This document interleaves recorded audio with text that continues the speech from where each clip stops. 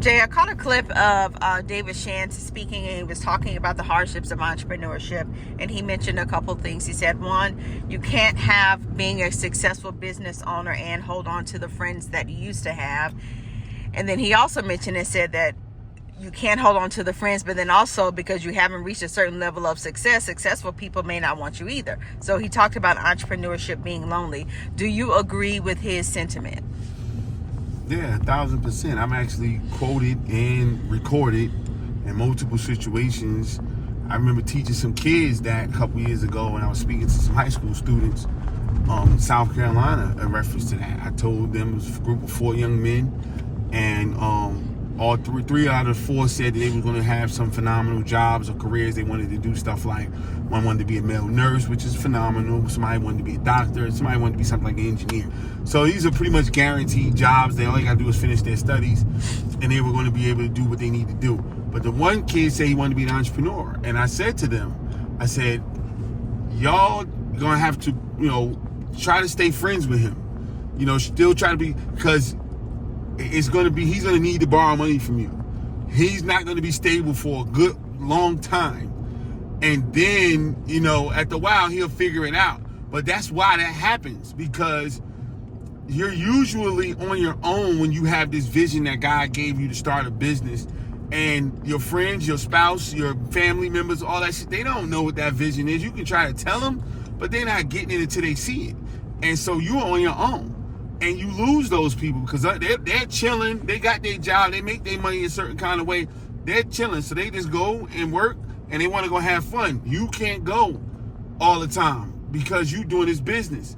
Or when you around them, all you're doing is talking about the business or talking about this vision and all that other shit, and it turns them off.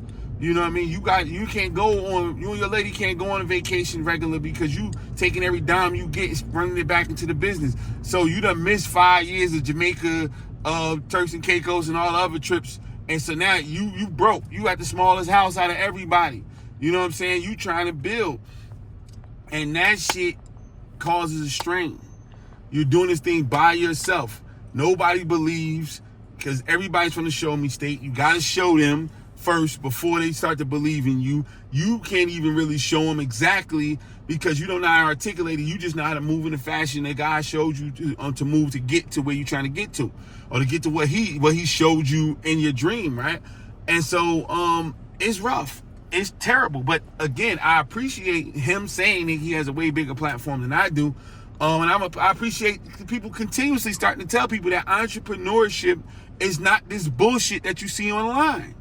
It's not. It's hard. I said in one of my speeches, I said people are dying to be entrepreneurs. And I wasn't being facetious when I said that. People are literally dying. People are killing themselves. People are taking drugs, drinking excessively, doing all type of shit just so they can stay or become an entrepreneur. When you don't have to be. If it's not you, it's not you. You don't have to be, but everybody feel like they have to be, and they're ready to fuck up all the things. I've seen so many people leave their good jobs to start a business, and it's not in them. You know what I'm saying? You've been doing this job for 15 years, 10, 15 years. You used to having health care on regular, on tap, and getting paid even when you take your vacations and all that other shit. And it's hard to not know when you're gonna get a paycheck. That's hard living.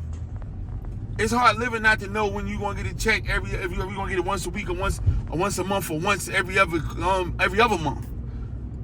That's a hard way to live. And so for people like us, and I say us because I've been over 10 years not knowing what day. I don't have a paycheck. I don't have a pay period. I get up and go get it every day. But I know everybody's not built like that. Everybody wouldn't be able to function if they didn't know they was getting a check every on the 1st and the 15th. And so I know that it's nothing but the grace of God that kept me going through my situation. And a lot of people don't believe like I believe, but a lot of people just don't need to be in that space. It's okay. It's room for you to go out there and work. I just applaud him for saying what he said. It's been my thing for a while now.